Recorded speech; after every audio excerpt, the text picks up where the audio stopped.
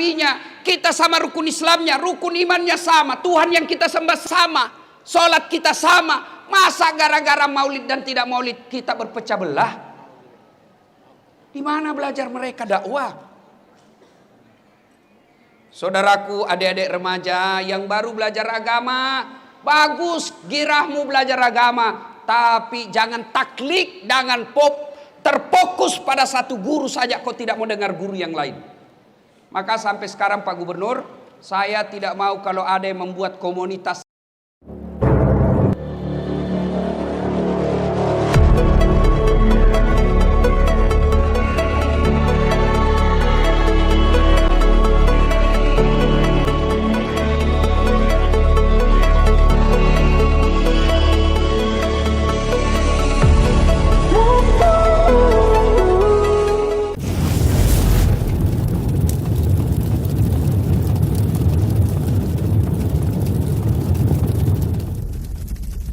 Bukan Islam pil caleg, Islamlah secara benar. Dan janganlah engkau ikuti langkah-langkah setan, karena sesungguhnya setan itu musuh yang nyata bagi kalian. Dan ternyata malam ini banyak setan yang berkeliaran di tengah-tengah kita. Setannya bukan pocong, setannya bukan uka-uka, tapi apa setan yang ada di tengah-tengah kita? Bentuknya handphone. Maka ibu-ibu, bapak-bapak yang saya muliakan, kalau bapak ibu cinta kepada Rasulullah, menghormati majelis kita, yuk turunkan handphonenya.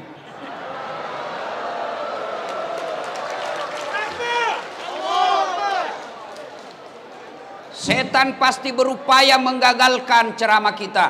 Dengan cara apa? Lihat HP-mu, lihat HP-mu, lihat HP-mu. Akhirnya apa? Bapak tidak konsentrasi dengar ceramah. Maka simpan HP. Anak muda yang pegang HP, saya doakan kau tidak dapat jodoh.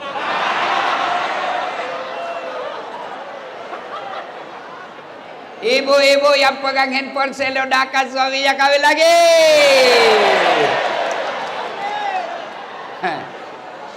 Simpan dulu HP, simpan. Ayo. Kalau saya sudah katakan simpan HP, masih juga dia pegang HP-nya begini, maka dia bukan setan, tapi dia sudah bapak moyangnya setan. Simpan dulu bos, simpan dulu. Nggak usah merekam. Kalau kau rekam, suaranya tidak jelas, gambarnya kabur. Tapi saya mau dokumen Ustadz, saya mau lihat nanti di rumah, boleh. Caranya gampang. Gimana? Buka YouTube, tulis nama Dasat Latif, Masjid An-Nur Riau, pasti muncul. Gambarnya jelas, suaranya jernih dan bagus, sudah diedit. Kalau kamu bikin siaran langsung, saya terancam. Kenapa? Nanti ada keseleo. Contoh guru kita Abdul Somad. Ditanyalah beliau, Tuan Guru bagaimana hukumnya main catur? Beliau jawab, haram. Apabila azan berkomandan kamu masih main catur. Dipotonglah itu azannya. Yang berkeliaran di medsos haram main catur. Marah seluruh pemain catur dari Sabang sampai Merauke. Saya juga ditanya, Ustadz Dasat bagaimana hukumnya main catur? Saya jawab haram. Kenapa bisa? Kau bunuh Perdana Menteri sama Raja.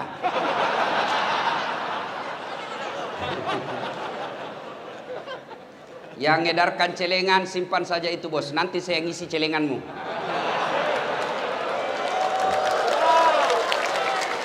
Simpan. Nggak enak rasanya. Saya risih kalau saya lagi ceramah edarkan celengan. Seolah-olah saya disawer. Simpan, ada Pak Gubernur yang sawer Dasat. Tenang, simpan saja dek, simpan, mengganggu konsentrasi ya. Bisa kita lanjut? Oke, simpan HP ya, simpan ya. Oke. Nggak usah juga kok selfie. Baru ditulis latar belakang Dasat Latif. Kau kira saya background? qala idzan bismillahirrahmanirrahim. Innallaha wa malaikatahu yusalluna 'alan nabi. Ya ayyuhalladzina amanu sallu 'alaihi wa sallimu taslima. Sesungguhnya Allah dan para malaikatnya, subhanallah. Allah perintah solat, Allah tidak pernah mendirikan solat. Allah perintah puasa, Allah tidak pernah menunaikan ibadah puasa. Tapi ketika Allah perintah kita berselawat, Allah berfirman, innallaha wa malaikatahu. Allah dan para malaikatnya bersalawat kepada Rasulullah Muhammad sallallahu alaihi wasallam. Maka wahai orang-orang yang beriman, bersalawatlah kalian kepada Rasulullah dengan sebaik-baik salawat. Jangan kau bersalawat sambil merokok. Salatul beleng-beleng. Jangan kau solawat sambil ngopi.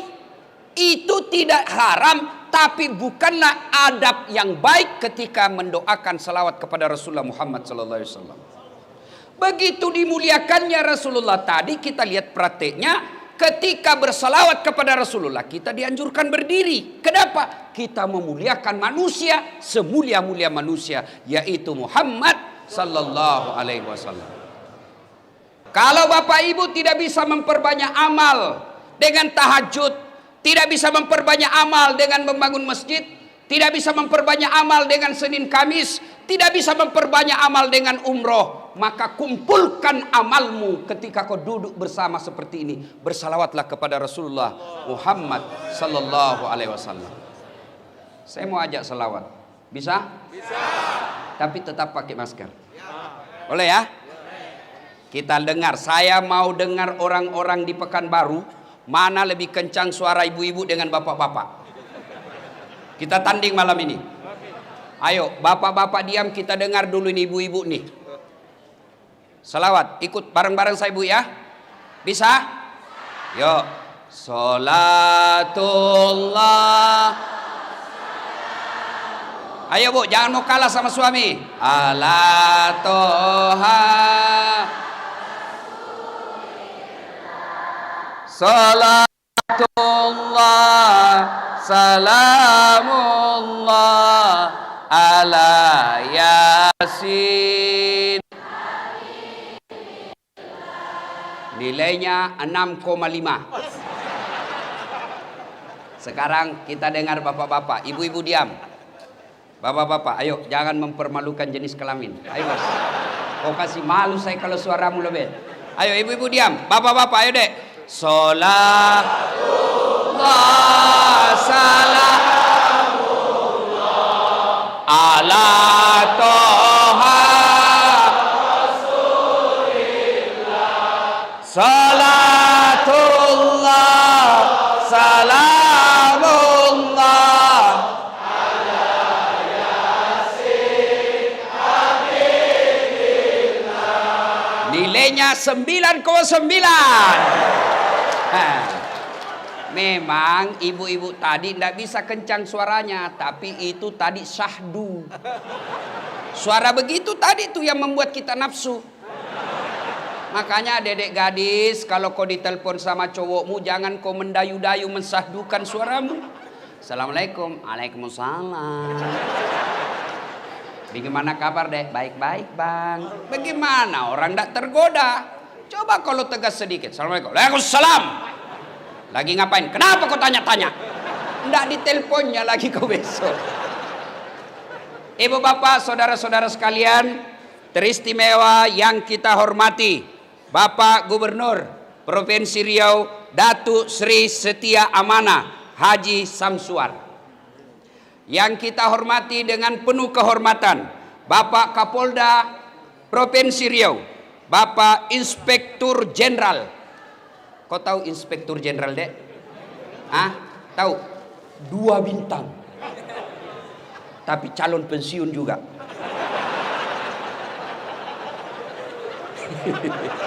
Ngapa ya? Gaspol, rem. Kau mau ditangkap Kapolda?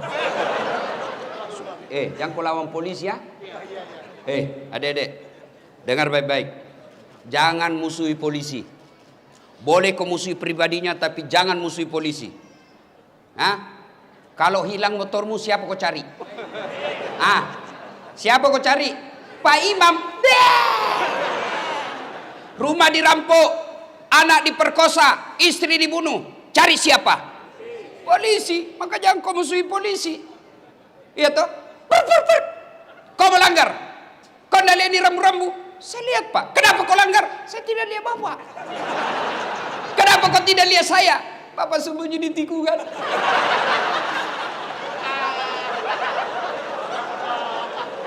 Itu polisi film India, bukan polisi Indonesia. Polisi Republik Indonesia. Lihat Kapolda kita hadir di tempat ini. Itu menunjukkan saya cinta kepada kalian masyarakatku. Ini penuh resiko hadir di tempat ini, mempertaruhkan jabatan. Tapi beliau katakan, yang penting saya harus hadir sebagai penegak hukum di Provinsi Riau. Allahu Akbar. Aman saya sekarang.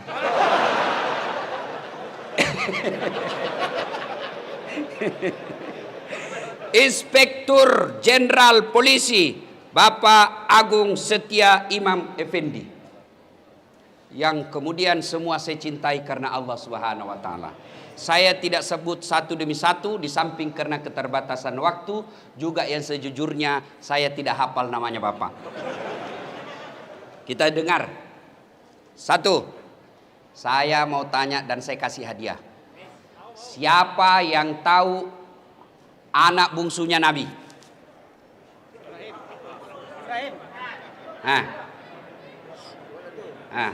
Siapa? Kau, sini. Cepat. Ya. Cepat. Sebelum kau jawab, ada passwordnya. Siapa namanya anak pertamanya Kapolda? Kurang tahu. Oke. Kalau begitu, siapa nama anak bungsunya Rasulullah? Fatimah Zahra. Aduh, sudah kencang, salah lagi. Tapi tidak apa-apa, daripada kau malu diambil YouTube, tetap dapat 100. Ibu bapak, saudara-saudara sekalian, nama anak Nabi yang bungsu, siapa namanya? Gimana kau mau meneladani Nabi? Anak Nabi kamu tidak ngerti. Inilah pentingnya maulid. Adik-adik, siapa yang tahu berapa anaknya Nabi? 7. 3 laki-laki, 4 perempuan.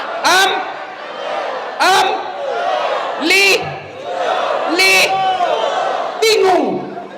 Inilah pentingnya maulid, supaya kita tahu sejarah Nabi. Setelah tahu sejarah Nabi, kita berusaha untuk mencontohnya. Tidak mungkin kau bisa mencontoh Nabi kalau sejarahnya kau tidak paham. Bagaimana kita mau tidur seperti Nabi? Sejarah cara tidurnya Nabi kita tidak tahu. Inilah pentingnya maulid. Maka saudara-saudaraku yang tidak mau maulid, silahkan, monggo. Tapi jangan kau menganggap kami yang kumpul di tempat ini sebagai orang sesat. Kamu tidak mau maulid, kami hargai, silahkan. Tapi jangan melukai perasaan kita yang mau maulid. Ya, ada orang anak muda sekarang baru belajar agama 2 bulan. Itu pun melalui YouTube. Baru 2 menit habis kuotanya. Seolah-olah agama ini seolah-olah sangat repot. Agama ini seolah-olah sangat sulit. Hanya persoalan kita maulid, dia tidak maulid, kita dikatakan ustadz tidak sunnah. Beranimu bos. Kau panitia hari kiamat. Nah ibu bapak saudara-saudara sekalian, inilah pentingnya maulid. Kita kumpul dengar sejarah Nabi, setelah itu kita pulang. Ibu saya dulu memperkenalkan sejarah Nabi. Karena saya anak-anak waktu itu, anak-anak senang lagu, dia perkenalkan melalui lagu. Pada zaman dahulu kala, pada zaman jahiliyah. Satu informasi, zaman jahiliyah. Zaman dahulu kan banyak. Ada zaman batu. Ini zaman apa? Zaman jahiliyah. Saya tanya, kenapa zaman jahiliyah, Mak? Dia lanjut lagi lagunya.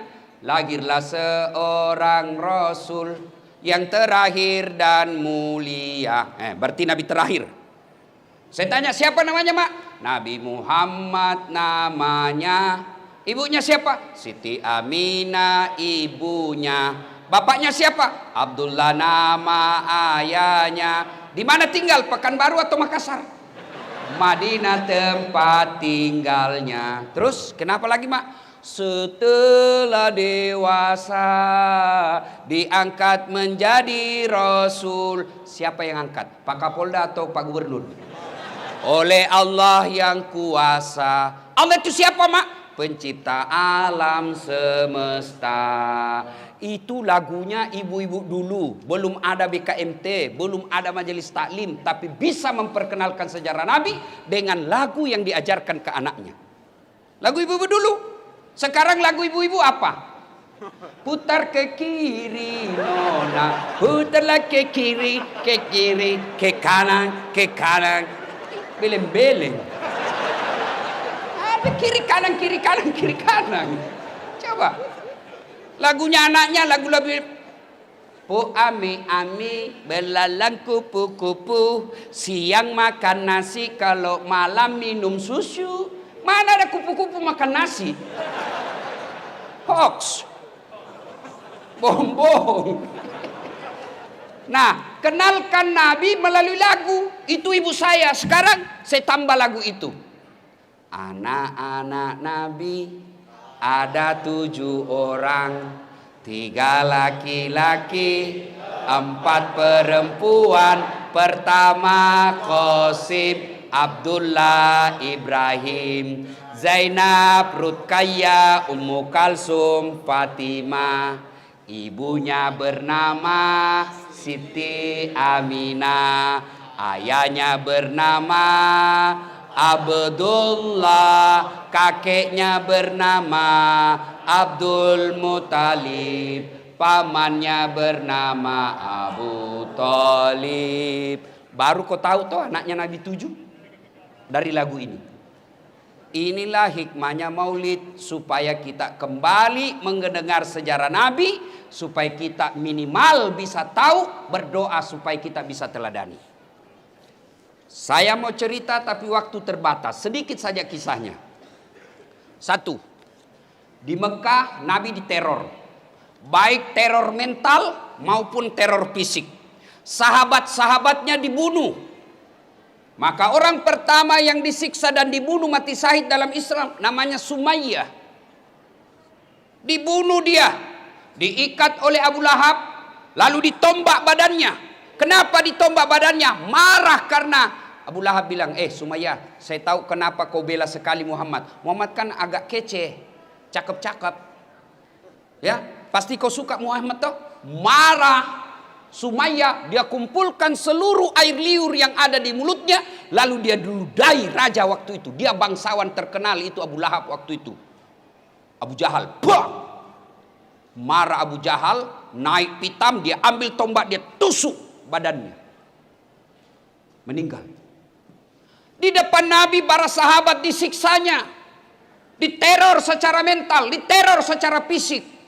Akhirnya Nabi memutuskan pergi, mudah-mudahan di Taif mendapat simpati dan pertolongan. Jalanlah dari Mekah ke Taif.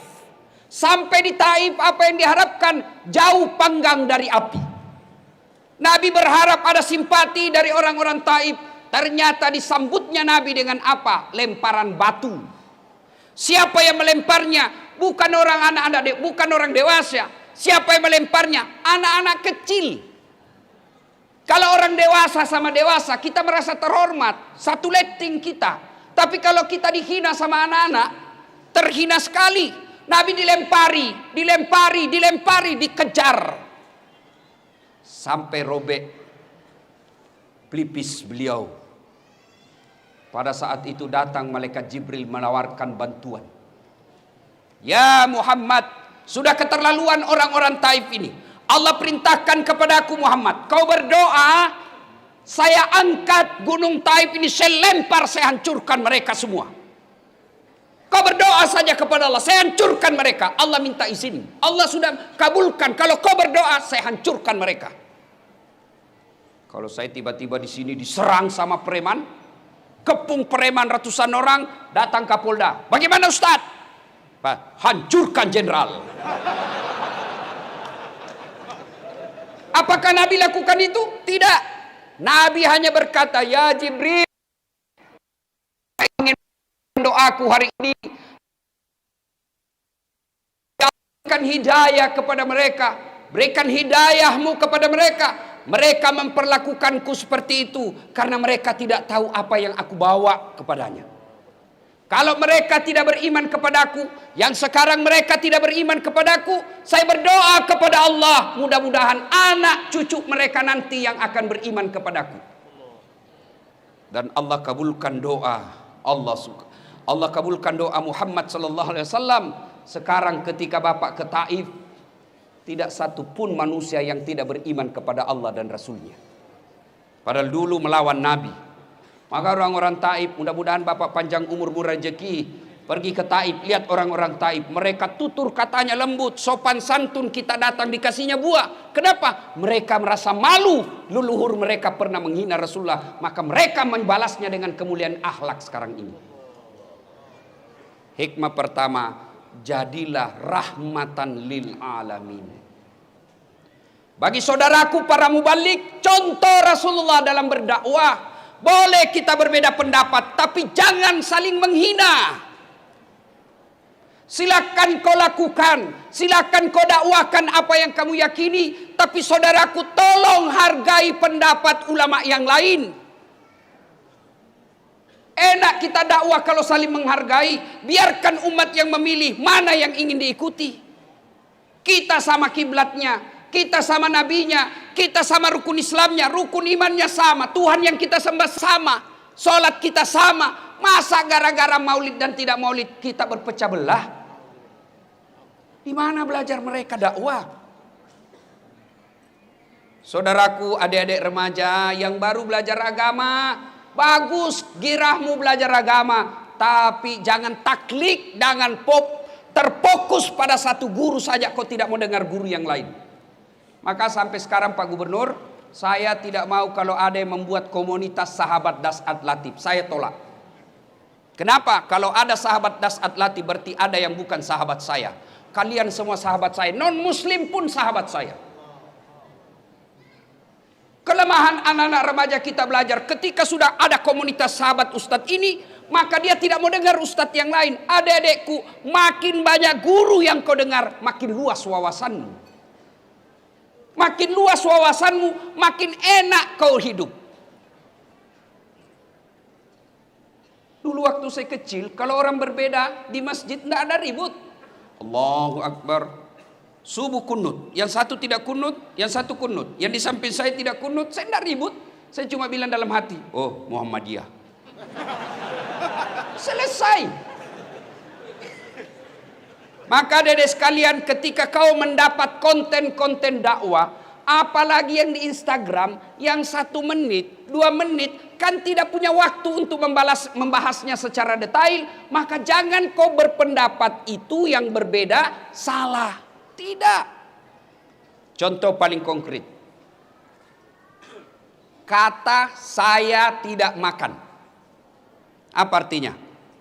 1, saya tidak makan. Lagi puasa. Saya tidak makan, alergi.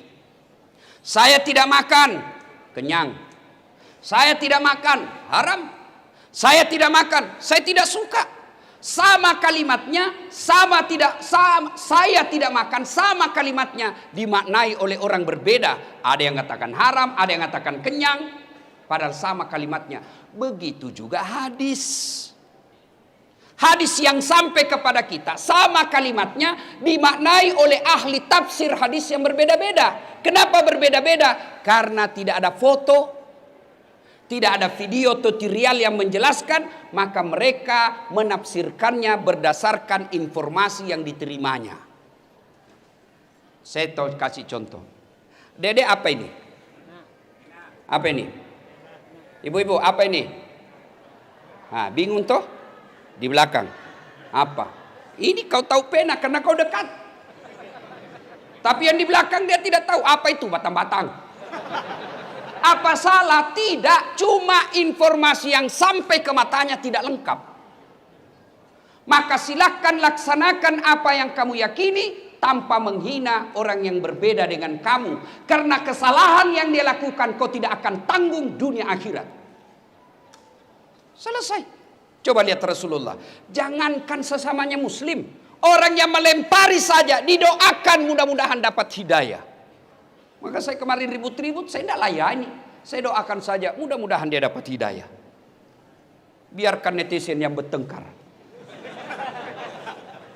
Ya. 2. Pak Gubernur, jadilah yang rahmatan lil alamin. Sudah pilgub selesai. Jangan ada dendam politik di pemerintah provinsi. Dulu pegawai kita yang tidak mendukung Pak Gub, biarkan dia dengan tidak dukungannya. Tapi jangan dendam dan mutasi jauh-jauh ke sana.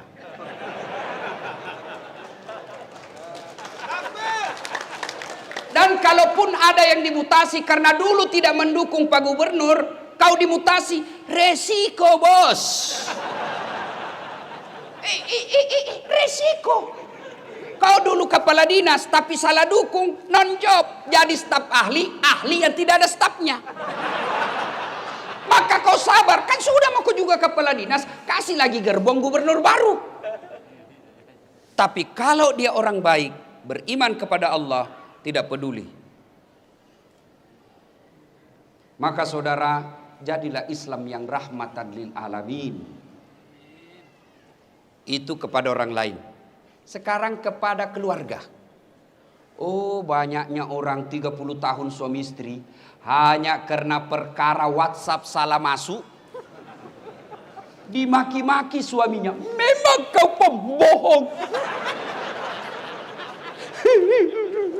Tidak kusangka begitu. Kata suaminya, apa dek? Apa nih? Apa. Itu WhatsAppmu. WhatsApp yang mana? Itu. Ada lope-lope. Sayangku, jangan salah sangka. Ini salah kirim. Ini. Ibu-ibu semua. Kalau sudah dapat kesalahan suaminya, tidak bisa dilupanya. Ini ibu-ibu nih, ahli sejarah semua ini Pak. Sekali kita salah, sampai mati diingatnya. Tiba-tiba salah, dia ingat yang 10 tahun yang lalu. Padahal sudah tuntas 10 tahun yang lalu. Ibu tahu enggak 10 tahun yang lalu? 2 periode. Masih diingatnya, itu dulu. Apa dulu sekira sudah tuntas 10 tahun yang lalu. Akhirnya apa dia katakan? Ceraikan saya. Sudah punya anak 3. Berdarah-darah suami membangun rumah tangga, bikin rumah. Cicil bertahun-tahun. Dibelikan mobil, dicicil bertahun-tahun. Lalu hanya karena WhatsApp tak kirim, dia lupa semua kebaikan suaminya. Ingat, dalam Islam tidak kita kenal kemarau setahun hilang oleh hujan sehari. Islam adalah agama pemaaf. Bagaimana kita mau menjadi rahmatan lil alamin bagi orang lain? Bagaimana kita mau memaafkan teman kerja? Bagaimana kita mau memaafkan tetangga kalau sama pasangan kita aja kita tidak punya rasa pemaaf? Maafkan. Salah suami, maafkan. Kalau tidak mau maafkan, ingat lagi anak-anak kita yang sudah pada mulai gadis. Tidak bisa saya maafkan Ustaz. Sakit hatiku, dendam sekali saya Ustaz. Bukan dengan cara mempermalukannya, tapi mintalah pisah dengan baik-baik. Bu, mau masuk surga dengan gampang? Mau? Suruh suami kawin lagi.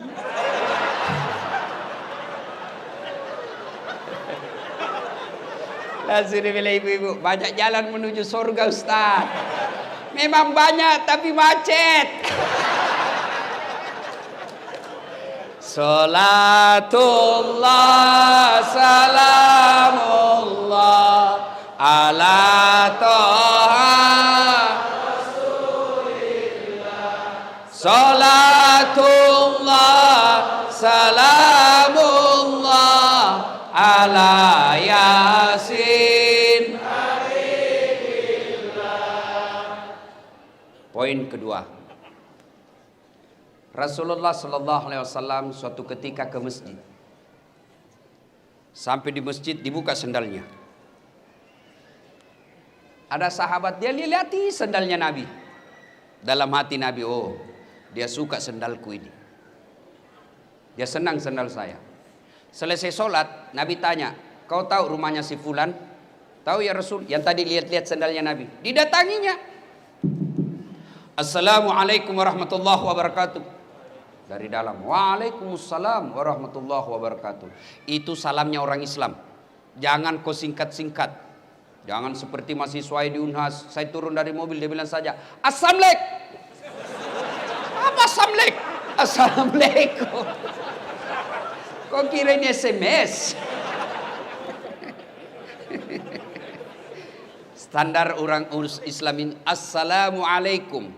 Semoga keselamatan bagimu. Warahmatullahi, rahmat Allah menyertaimu. Wabarakatuh, berkah Allah menyertaimu. 3 isinya doa.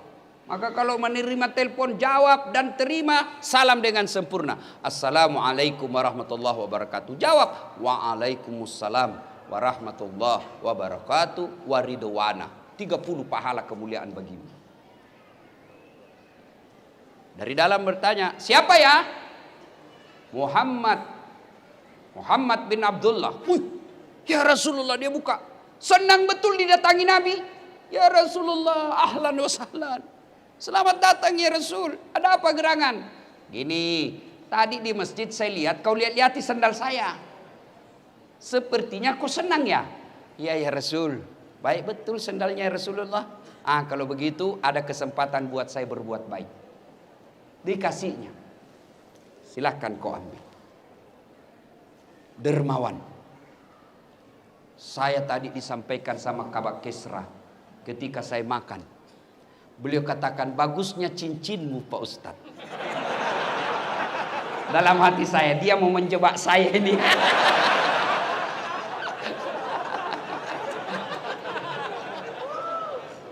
Bersedekahlah. Ustadz, kenapa rumah tangga saya kok tidak bisa tenang dalam rumah? Kamu pelit. Orang yang pelit tidak ada orang senang. Saya tanya, saudara-saudaraku senang pejabat yang pelit atau dermawan? Dengar Pak Gubernur. Senang anggota DPR yang pelit atau dermawan? Masya Allah. Senang tetangga yang pelit atau dermawan? Semua senang dermawan. Tidak ada orang suka orang pelit. Bahkan orang pelit sekalipun tidak senang sama orang pelit. Dan kok ke rumahnya pelit betul. Padahal dia juga pelit. Maka bersedekahlah. Ternyata di sini, alhamdulillah, dermawan semua. Alhamdulillah. Ibu-ibu, halo ibu. Oi. Itu yang pakai cincin berlian, kalau ibu meninggal siapa yang pakai cincin berlianmu? Siapa? Anak. Istri kedua. Kawin lagi suamimu. Iyalah, pasti kita kawin lagi. Dia dengarlah istri saya Pak Gub, mamanya cek di rumah. Dia dengar ini ceramah saya. Dan jadi Ustadz, nanti kalau saya meninggal kamu mau kawin lagi. Saya bilang, kau duduk di sini sayangku. Saya peluk-peluk. Lalu saya bilang, sayang dengar baik-baik. Jangankan kau meninggal, kau masih hidup saja ini selalu pikiranku mau kawin lagi.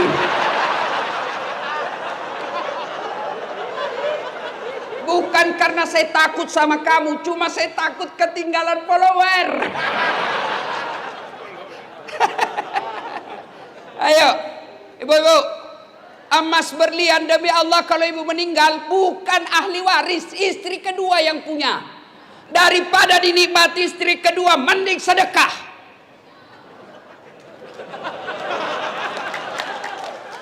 Ayo, sedekahlah. Bapak-bapak yang sudah uzur, yang sudah muka-muka sakaratil maut, sedekahlah. Sedekah. Biasa kita salah menyikapi harta. Investasi. Apa? Ya, investasi. Ustadz, ada tanah di sana Ustadz. Ini Ustadz, 10 tahun yang akan datang, 10 kali lipat harganya. Saya bilang, kau yakin masih hidup saya 10 tahun yang akan datang? Ini otaknya otak di bingkai setan. Investasi Ustadz, 5 tahun yang akan datang di sini, ujung-ujungnya Pekanbaru, tanah sekarang masih 1 juta. 5 tahun yang akan datang 7 juta, beli sekarang. Kau masih yakin 7 tahun yang akan datang masih hidup? Maka kalau kau mau yakin investasi paling real dan tidak bisa diambil orang lain, bangun kau masjid. Jelas investasinya. Ada duitmu sekarang, nikmati. Ada makan yang Anda nikmati, itulah makan itu. Makan yang enak-enak, nikmati, selebihnya sedekahkan.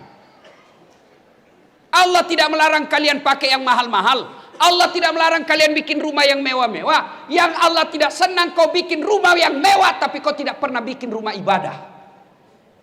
Rumah mewahmu anakmu yang punya. Iya kalau anakmu nanti baik.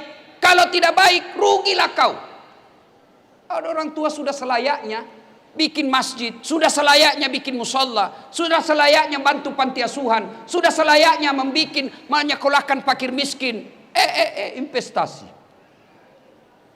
Sudah sekolahkan anaknya tinggi-tinggi. Sudah itu dia kasih nikah, dia lagi yang ngongkosi. Sudah nikah anaknya, dibelikan lagi rumah. Sudah dibelikan rumah, lahir anaknya, cucunya, dia lagi yang sekolahkan cucunya. Dibelikan lagi mobil, cucunya dibelikan lagi mobil. Tidak salah, tapi bapak keliru kalau bapak tidak pernah bikin rumah ibadah.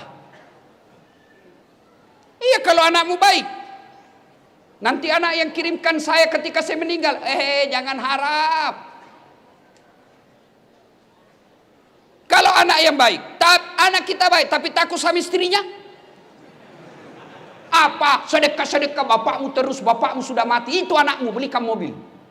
Terpaksa tidak jadi sedekah buat bapaknya. Yang sudah meninggal. Ada di sini. Bapak-bapak takut sama istrinya? Ada? Muka-muka takut sama istrinya. Dengar ini baik-baik. Berhenti kau jadi laki-laki kalau takut sama istri. Ngamuk dia Ustadz. Kenapa kalau dia ngamuk? Nangis dia Ustadz. Tidak apa-apa dia nangis. Dia pecahkan piring Ustadz. Kalau dia pecahkan satu lusin. Dia pecahkan semua. Kenapa? Piring gelas boleh dibeli. Harga diri sebagai suami tidak boleh diinjak-injak istri. Takbir. Yang takbir itulah yang takut sama istrinya. Salatullah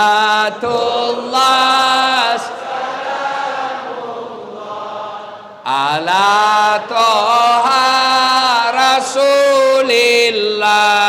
Salatullah salamullah ala yasin. Bapak-bapak, kira-kira kalau bapak sudah meninggal masuk kubur, apa masih ada bisa yang bantu kita? Pak Kapolda punya anggota dimutasi jauh sekali, pedalaman Riau, tidak ada sinyal, jalan jelek, menderita di sana. Masih ada pilihan? Masih ada pilihan? Masih Pak Jenderal. Apa pilihan? Pensiun dini, tidak ada urusan. Pegawai kantor gubernur salah pilih kemarin.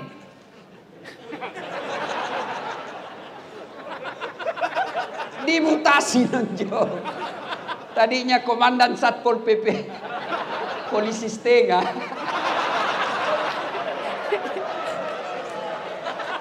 Ya kan? Dimutasi. Masih ada pilihan? Masih. Apa pilihan? Tunggu 5 tahun, selesai jabatannya. Tidak bisa menunggu. Masih ada pilihan. Apa pilihan?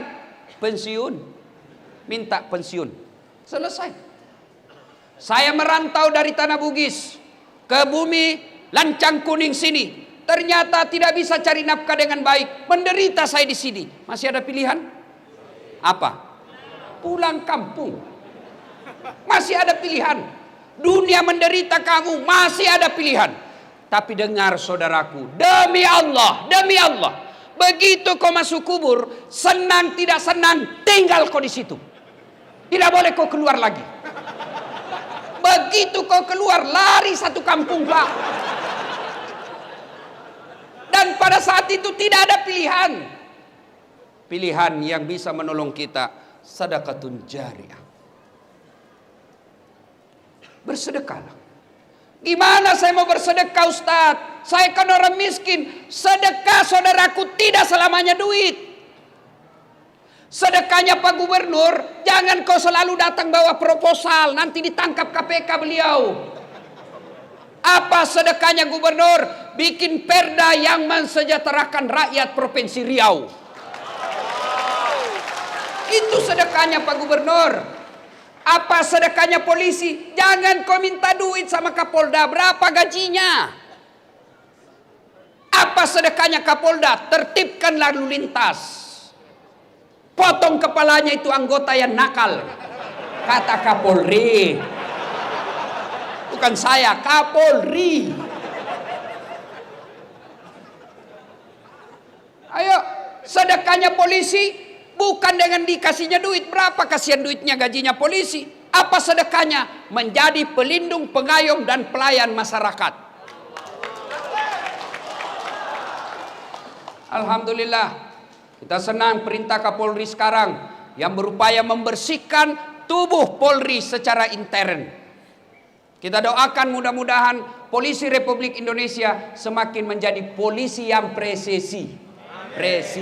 Presisi. Kau tahu semua toh? Apa sedekahnya anggota dewan? Jangan kau tidur ketika rapat.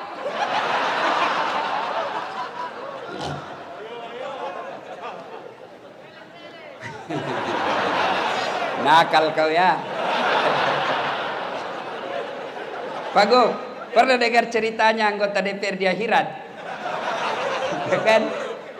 Wow, masuklah ini anggota. Ada penghafal Quran Pak Gu, masuk surga.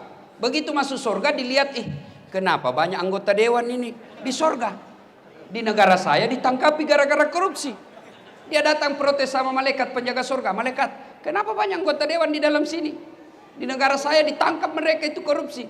Dia bilang penjaga surga, tidak usah ribut, ini cuma reses.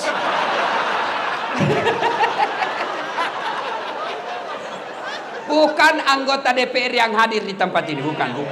Yang hadir di tempat ini anggota dewan yang baik. Coba lihat anggota dewan kita kalau mau dipilih. Datang keluar masuk masjid, pakai serban, pakai gamis, bajunya lengkap. Kalah-kalah penampilnya ada saat latih.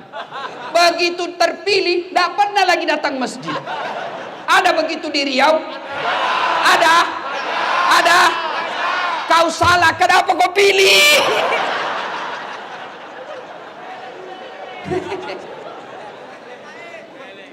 Ada lagi cerita di Pak Gu. Pak Kapolda, beberapa hari yang lalu saya ceramah di depan Pak Presiden di Kalimantan Selatan. Bapak Presiden yang terhormat, di depan pintu surga, ketika penghuni surga sudah mau masuk, tiba-tiba macet kunci. Macet kunci surga, tidak mau terbuka. Orang mau masuk, macet kunci. Malaikat coba, tidak bisa terbuka. Akhirnya malaikat balik. Ada yang bisa perbaiki kunci? Maju orang pertama, Ajinomoto, orang Jepang. Saya bisa perbaiki, cuma saya minta ongkos 3 juta. Untuk apa 3 juta? 2 juta pergantian barang rusak, 1 juta biaya kerja. Oh begitu. Oh berdiri orang kedua, George, Amerika. Saya bisa lebih hebat dari dia, cuma saya minta agak lebih sedikit. Kata malaikat, berapa? 5 juta mas bro. Untuk apa 5 juta? 2 juta biaya riset, penelitian, kita mau tahu apa sebabnya supaya tidak terulang. 2 juta lagi pergantian barang yang rusak, 1 juta saja biaya kerja. Oh begitu. Maju orang ketiga. Saya bisa lebih hebat dari ini. Lebih jago saya dari ini dua. Siapa kamu? Broker. Broker. Broker. Saya minta 15 juta. Kenapa 15 juta? Lebih mahal. Kok apain 15 juta? Dia dekati malaikat, dia bisik malaikat. 5 juta untuk kamu. 5 juta untuk saya. 5 juta kasih orang Jepang kerja, masih ada untungnya. Ini bahasa Indonesia. Langsung ditendang masuk neraka. Kok kira ini negaramu? Salatullah salamullah ala toha rasulillah. Salatullah salamullah ala yasin. Kisah ketiga. Dulu sedekah ya. Saya kan miskin Ustadz. Sedekahlah. Hari Jumat minimal. Sedekah apa? Kita lihat di masjid. Dari toilet ke pintu masjid. Tidak ada sendal. Sedekahlah sendal jepit. 5. Dicuri orang Ustadz. Berarti peluang lagi berbuat baik. Sedekah. Saya miskin Ustadz. Belilah itu botol. Apa? Air gelas. Paling 25.000 satu dos, isinya 40 gelas. Bawa ke masjid seketika Jumat, tulis, silahkan nikmati. Yang minum ternyata penghafal Quran. Yang minum ternyata imam. Yang minum ternyata mubalik. Selama orang-orang soleh itu beribadah kepada Allah, tetesan air yang ada dalam dagingnya gara-gara kau belikan air, kamu dapat pahala. Sedekahlah, jangan terlalu pelit.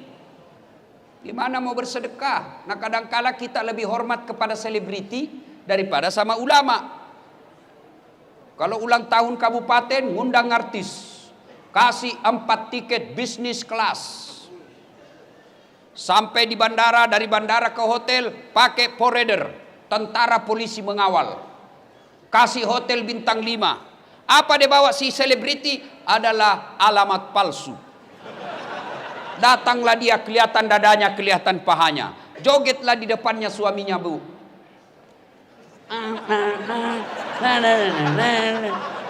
Enggak juga, dipegangnya kita pahanya, Pak, dikasih lihat-lihat saja. Pulang kasih uang 100 juta. Sampai di Jakarta dia pakai maksiat duit kita yang 100 juta itu. Begitu cara kita menghormati para seleb yang hanya datang hura-hura. Tapi begitu Bapak mengundang penghafal Quran datang, yasinan di rumah, datang baca yasin, barasanji di rumah, Bapak jemput, tidak, dikirimi grabnya motor tua, satu sadelnya di belakang, tidak ada stang kakinya, tak gantunglah kaki kita. Hujan satu mantel kita berdua. Sudah sampai sedikit lagi Ustaz, tinggal 2 tikungan. Begitu 1 jam kita barasanji di dalam sallallahu ala Muhammad sallallahu alaihi sallallahu busa-busa sama ketek. Begitu mau pulang kasih duit 50.000, dikusuk-kusuk pula. Kata suaminya, masa kok cuma kasih 50.000? Apa dia bilang istrinya? Ya sudahlah, tambah pisang 2 sisir di situ. Kau ketawa karena kau begitu kelakuanmu. Kasihan ini, bagaimana anak-anak kita mau jadi penghafal Quran? Perlakuan kita kepada hafiz-hafizah tidak hormat. Alhamdulillah Provinsi Riau, kita hormat kepada Pak Gubernur yang mengirim anak-anak Riau untuk hafal Quran di Pulau Jawa. Alhamdulillah.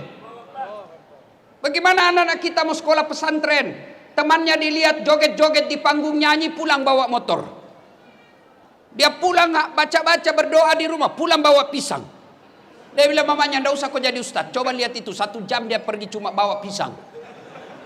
Muliakanlah ulama-ulama kalian, jangan terlalu pelit. Ibu bapak, saudara-saudara sekalian, hikmah yang berikutnya. Nabi bangun sholat tengah malam. Tiba-tiba Aisyah juga bangun. Didapatinya Rasulullah lagi sholat tengah malam. Nah, Aisyah menunggu Nabi. Ternyata masih lama. Akhirnya Aisyah tertidur lagi. Bangun lagi Aisyah. Didapatinya Rasulullah masih sholat. Tertidur pula Aisyah, bangun ketiga kalinya, masih juga sholat. Nabi selesai sholat. Selesai sholat Nabi didatangi oleh Aisyah. Lalu berkatalah Aisyah, ya Rasulullah, Anda kan tidak punya dosa. Anda kan dijamin masuk surga. Kalau ibadah biasa-biasa saja, jangan terlalu panjang-panjang. Kata Nabi, wahai Humairah istriku, apakah tidak baik kalau saya disebut abdan syakura, hamba yang pandai bersyukur. Hikmah yang kita bawa pulang, ayo tingkatkan kecintaan beribadah. Alhamdulillah saya lihat kalian semua rajin dengar dakwah. Tapi semua tidak ada guna ketika tidak ada action ibadah.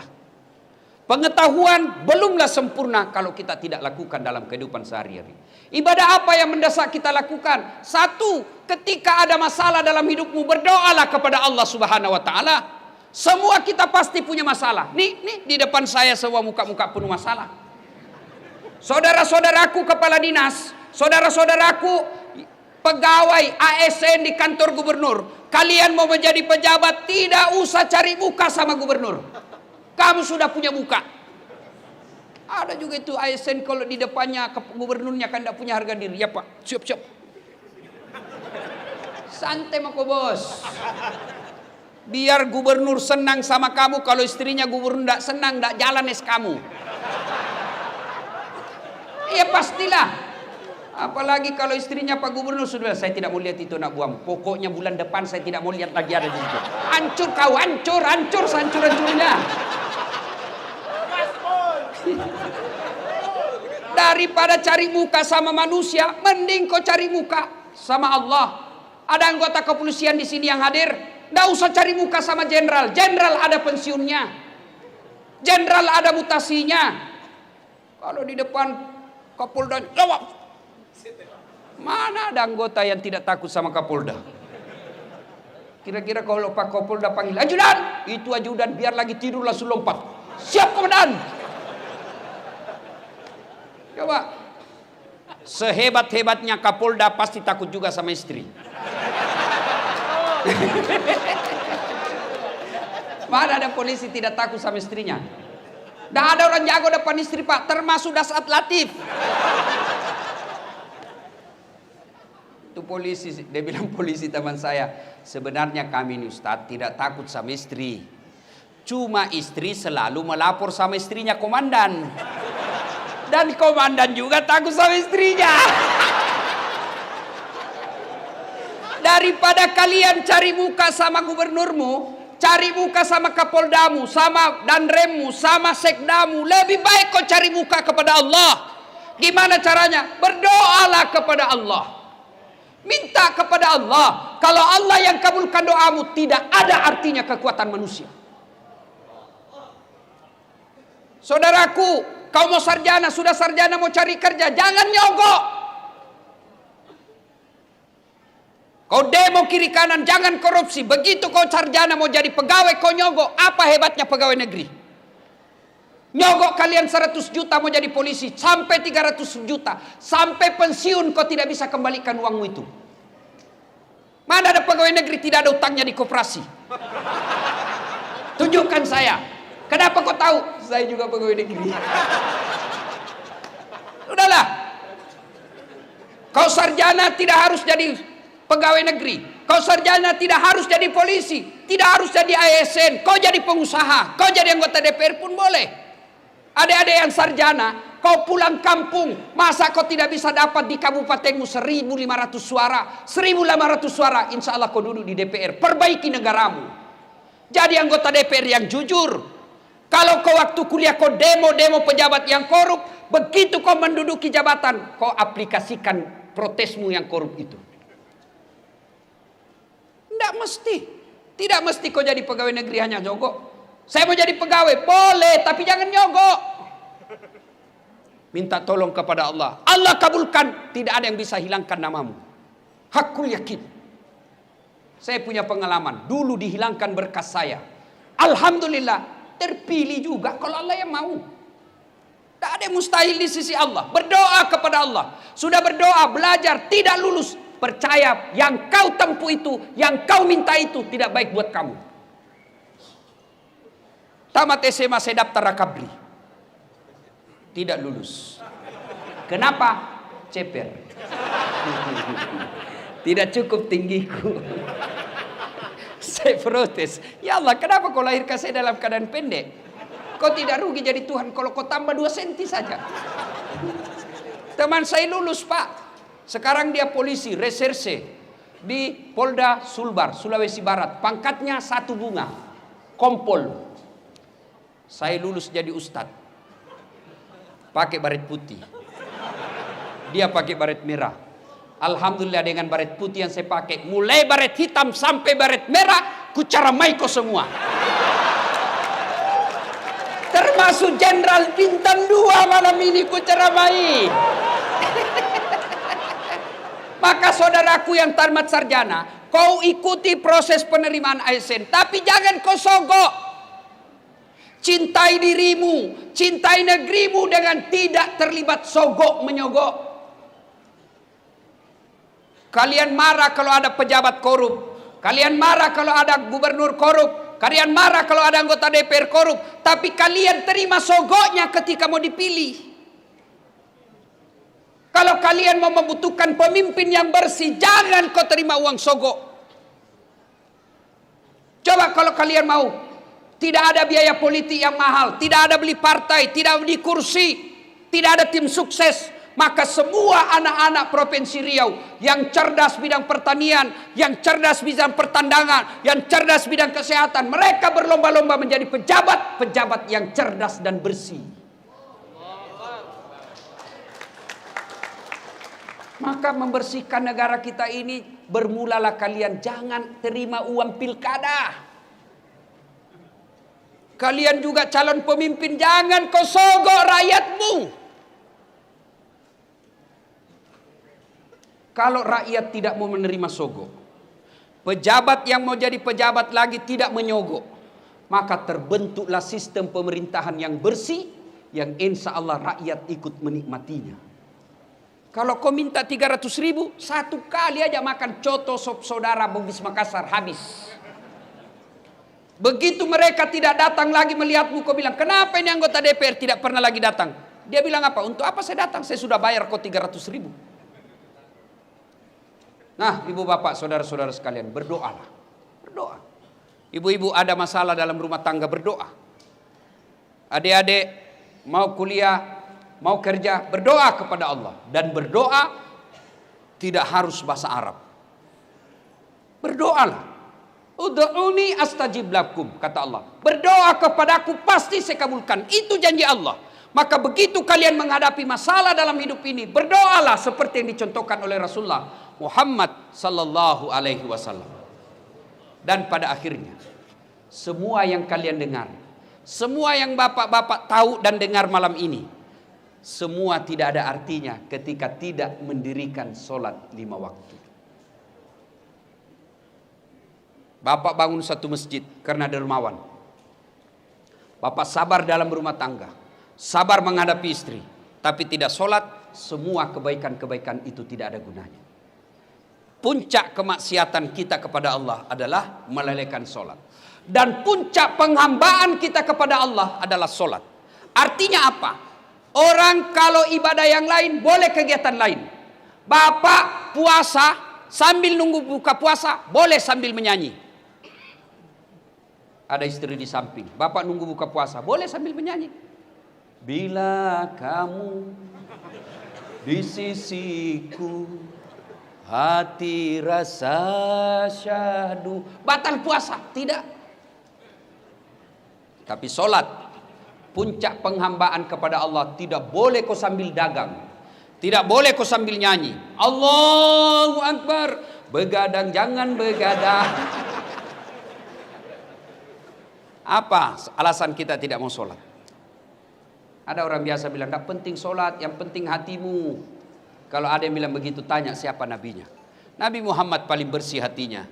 Nabi Muhammad paling baik akhlaknya. Beliau tetap sujud beribadah kepada Allah. Saya sakit Ustaz. Ada kala sakitnya Nabi Ayub alaihissalam. Seluruh anggota tubuhnya dimakan ulat, tapi beliau tetap beribadah kepada Allah. Saya kaya Ustaz. Adakah kalah kayanya Nabi Sulaiman alaihissalam yang pekarangan rumahnya satu diantaranya adalah kerikil-kerikil emas.